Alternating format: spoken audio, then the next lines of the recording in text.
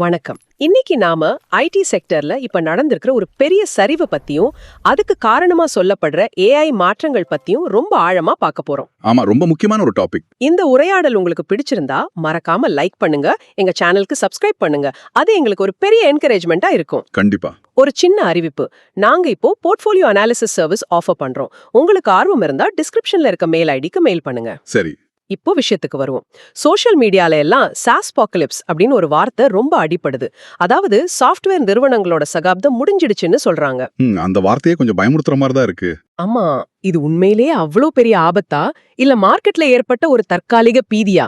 முக்கியமா ஒரு long term இன்வெஸ்டருக்கு இது என்ன சொல்ல வருதுன்னு பார்க்கலாம். சரி, ஆரம்பிக்கலாமா? முதல்ல இந்த சாஸ்பாக்கலிப்ஸ்க்கு என்னதான் காரணம்? திடீர்னு இவ்ளோ பெரிய சரிவு, இவ்ளோ பெரிய பீதி எங்க இருந்து இது ஆரம்பிச்சது? இதுல சுவாரஸ்யமான விஷயம் என்னன்னா, இதோட ஆரம்ப புள்ளி ஆந்த்ரோபிக்னு ஒரு ஏஐ கம்பெனி. Anthropic, okay. அவங்க சமீபத்துல கிளாட் கோவர்க் ஏஜென்ட்னு ஒன்னு அறிமுகப்படுத்தினாங்க. அதோட சேர்த்து ஒரு 11 புது பிளக்இன்ஸும் வெளியிட்டாங்க. இந்த ஏஜென்ட்ஸ் தான் இந்த முழு பீதிக்கும் மூல காரணம். ஒரு நிமிஷம், வெறும் 11 பிளக்இன்ஸா? அது எப்படி இவ்ளோ பெரிய இம்பாக்ட் ஏற்படுத்த முடியும்? அது அப்படி என்ன வேலை செய்யும்? இதுதான் விஷயமே. இந்த ஏஜென்ட்ஸ் முன்னாடி சேல்ஸ்ஃபோர்ஸ், சர்வீஸ் நோ மாதிரி பெரிய சாஃப்ட்வேர் தேவைப்பட்ட வேலைகளை நேரடியா செய்யக்கூடியது. உதாரணத்துக்கு சொல்லணும்னா, ஒரு பெரிய பேங்க்ல ஆயிரக்கணக்கான கடன் ஒப்பந்தங்களை ரிவ்யூ பண்ண ஒரு பெரிய டீம் இருக்கும். ஆமா. அந்த வேலையை இந்த ஏஐ ஏஜென்ட் சில மணி நேரத்துல மனுஷங்களை விட குறைவான தவறுகளோட செஞ்சு முடிச்சிடும். அடேயப்பா. அதே மாதிரி document review, legal workflows, கம்ப்ளையன்ஸ்னு பல வேலைகளை இதுவே பார்த்துக்கும். இப்ப புரியுதா? ஓ, இது நேரடியா ஐடி சேவை நிறுவனங்களோட வருமானத்தையே தாக்குற மாதிரி இருக்கே. எக்ஸாக்ட்லி. இது அவங்களோட கோர் பிசினஸ்க்கே ஒரு நேரடி அச்சுறுத்தலா பார்க்கப்படுது. அதனாலதான் மார்க்கெட்ல இவ்ளோ பெரிய தாக்கம். நான் பார்த்த சில நம்பர் சொல்றேன். இன்ஃபோசிஸ் 7.13%, டிசிஎஸ் 5.65%. ஆமா, பெரிய பங்குகள் எல்லாமே ஒரே நாள்ல 3ல இருந்து 7% வரைக்கும் சரிஞ்சிருக்கு. டிசிஎஸ் ஓட மார்க்கெட் கேப் கூட 11 லட்சம் கோடிக்கு கீழே போயிடுச்சுன்னு சொல்றாங்க. உண்மைதான். நிஃப்டி ஐடி இண்டெக்ஸ்ல மட்டும் ஒரே நாள்ல 1.25 லட்சம் கோடி இழப்பு. நினைச்சு பார்க்கவே முடியல. இது இந்தியால மட்டும்தான் இப்படி இருக்கா? இல்ல, இது ஒரு global software stock sell off. இத நாம ஒரு பெரிய கண்ணோட்டத்துல பார்க்கணும். அமெரிக்கால கார்ட்னர்னு ஒரு பெரிய ரிசர்ச் நிறுவனம் இருக்கு. ஆமா, தெரியும். அவங்க பங்கு 21% சரிஞ்சிருக்கு. அடோபி, சேல்ஸ்ஃபோர்ஸ், மைக்ரோசாஃப்ட்னு பெரிய தலைங்க கூட 3ல இருந்து 8% வரைக்கும் சரிவுதான். அப்போ இது ஒரு உலகளாவிய பிரச்சனை. நிச்சயமா. ஏன் இன்ஃபோசிஸ் விப்ரோவோட ஏடிஆர் கூட 5-6% வரைக்கும் இறங்கிருக்கு. ஏடிஆர்னா? ஏடிஆர்னா அமெரிக்கன் டெபாசிட்டரி ரிசீட்ஸ். சிம்பிளா சொல்லணும்னா, இன்ஃபோசிஸ், விப்ரோ மாதிரி இந்திய நிறுவனங்களோட பங்குகளை அமெரிக்க பங்கு சந்தையில ட்ரேட் பண்ண பயன்படுத்துற ஒரு முறை. Okay okay. அங்கே சரிவுன்னா குளோபல் இன்வெஸ்டர்ஸ் இந்தியா ஐடி மேல நம்பிக்கை இழக்குறாங்கன்னு அர்த்தம். அப்போ இந்த மொத்த வீழ்ச்சிக்கும் காரணம் இந்த கிளாட் ஏஐ ஏஜென்ட் மட்டும் தானா, இல்ல திரைக்கு பின்னால வேற எதுவும் காரணிகள் இருக்கா? மிக சரியான கேள்வி. ஏஐ எரியிற நெருப்புல எண்ணெய் ஊத்துன மாதிரி. ஆனா நெருப்பு பத்திக்கிறதுக்கு வேற சில காரணங்களும் இருந்துச்சு. அது என்னென்ன காரணிகள்? முதல்ல அமெரிக்காவோட ஃபெட் பாலிசி. அதாவது அவங்க சென்ட்ரல் பேங்க் வட்டி விகிதத்தை அதிகமா வச்சிருக்காங்க. அதனால என்ன ஆகும்? அதனால அமெரிக்கா இன்வெஸ்டர்ஸ்க்கு அவங்க நாட்டிலே நல்ல ரிட்டர்ன்ஸ் கிடைக்கும். சோ அவங்க இந்தியா மாதிரி வளர்ற மார்க்கெட்ல இருந்து பணத்தை எடுத்துட்டு போய் அவங்க நாட்டிலே இன்வெஸ்ட் பண்றாங்க. இது நம்ம மார்க்கெட்டுக்கு ஒரு பிரஷர். சரி, இது முதல் காரணம். அடுத்து ரெண்டாவது, வீக் டாலர். சமீப காலமா அமெரிக்க டாலரோட மதிப்பு மத்த கரன்சிக்கு எதிராக குறைஞ்சிட்டே வருது. இது எப்படி ஐடி கம்பெனிகளை பாதிக்கும்? நம்ம ஐடி கம்பெனிகளோட வருமானம் பெரும்பாலும் டாலர்ல தான் வரும். டாலர் மதிப்பு குறையும் போது அவங்க சம்பாதிச்ச பணத்தை இந்திய ரூபாய்க்கு மாத்தும் போது அவங்களுக்கு கிடைக்கிற மதிப்பு குறைஞ்சிடும். லாபம் அடி வாங்கும். ஓ, இது ஒரு நேரடி பாதிப்பு. சரி, மூணாவது காரணம் என்ன? மூணாவது ரொம்ப சிம்பிளான ஒரு விஷயம், ப்ராஃபிட் புக்கிங். லாபத்தை வெளியே எடுக்கிறது. ஆமா, கடந்த சில மாசமா ஐடி பங்குகள் நல்ல லாபம் கொடுத்தது. அதனால பல முதலீட்டாளர்கள் போதும் கிடைச்ச லாபத்தை எடுத்துக்கலான்னு பங்குகளை விற்க ஆரம்பிச்சாங்க. இந்த 3 காரணிகளும் ஏற்கனவே மார்க்கெட்ல ஒரு அழுத்தத்தை உருவாக்கிட்டே இருந்துச்சு. அப்போ இந்த ஏஐ நியூஸ் வந்ததும் அந்த அழுத்தம் ஒரு பெரிய சரிவா வெடிச்சிருச்சு. கரெக்ட். எல்லாம் ஒன்னா சேர்ந்து இந்த நிலையை உருவாக்கிடுச்சு. இந்த தகவல் எல்லாம் கேட்கும்போது ஒரு ஷார்ட் டேர்ம் இன்வெஸ்டரா இருந்தா நிச்சயம் கவலை வரும். ஆனா நம்ம பார்வை எப்பவுமே நீண்ட கால முதலீடு தான். இந்த சூழல்ல என் முதல் எண்ணமே ஐயோ எல்லாத்தையும் வித்துட்டு வெளியே வந்துடணும் தான் தோணும். இது சரியான அணுகுமுறையா? இதுதான் ஒரு முக்கியமான கேள்வி.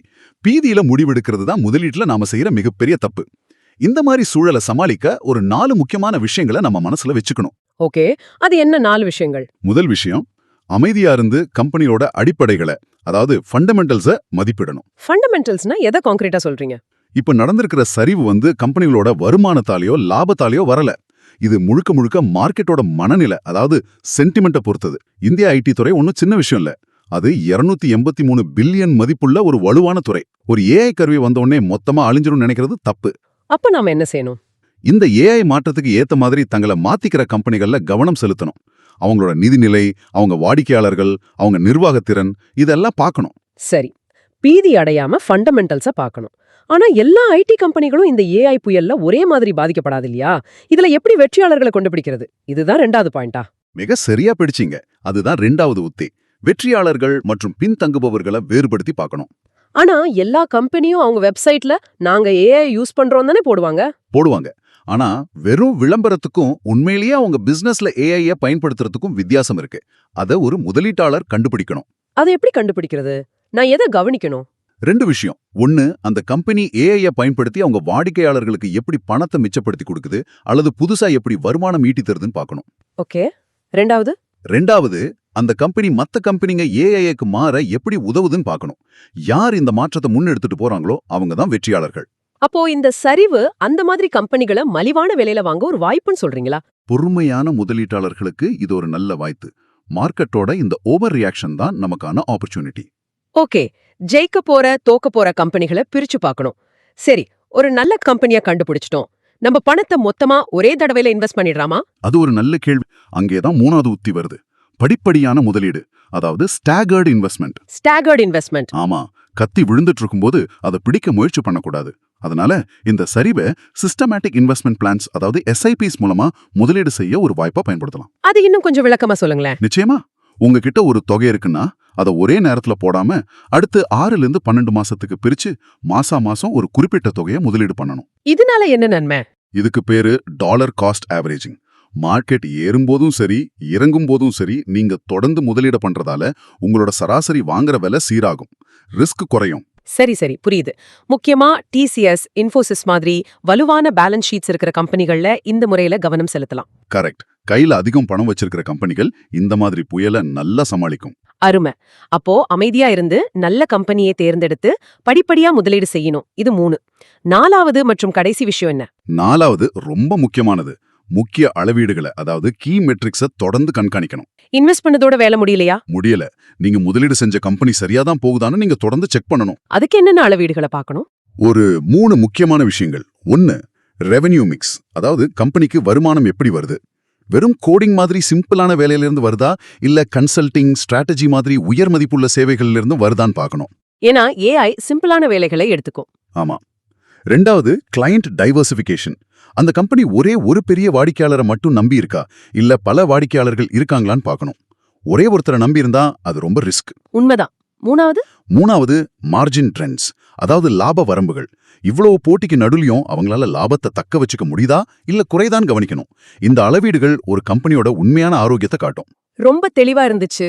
அப்போ நாம இதுல இருந்து கத்துக்க வேண்டியது என்னன்னா, இந்த சாஸ் கேப்பகாலிப்ஸ கண்டு பயந்து ஓடாம ஒரு புத்திசாலி மாலுமி மாதிரி இந்த புயலை வழி நடத்தணும். அருமையா சொன்னீங்க. இந்த அலசல் உங்களுக்கு இந்த சூழலை புரிய வைக்கிறதுக்கு மட்டும்தான். இது எந்த வகையிலும் நிதி ஆலோசனை கிடையாது. ஆமா, அது மிக மிக முக்கியம். முதலீடு சம்பந்தப்பட்ட எந்த ஒரு தனிப்பட்ட முடிவுக்கும் நீங்க உங்க நிதி ஆலோசகர்கிட்ட கலந்து பேசணும். இந்த உரையாடல் கல்வி நோக்கங்களுக்காக மட்டுமே. ஆமா, நாங்க எந்த பங்கையும் வாங்கவோ விற்கவோ பரிந்துரைக்கல. இந்த தலைப்பை பத்தி நீங்க என்ன நினைக்கிறீங்கன்னு கமெண்ட்ஸ்ல சொல்லுங்க. இந்த வீடியோவை பார்த்ததுக்கு நன்றி. மீண்டும் சந்திப்போம். நன்றி.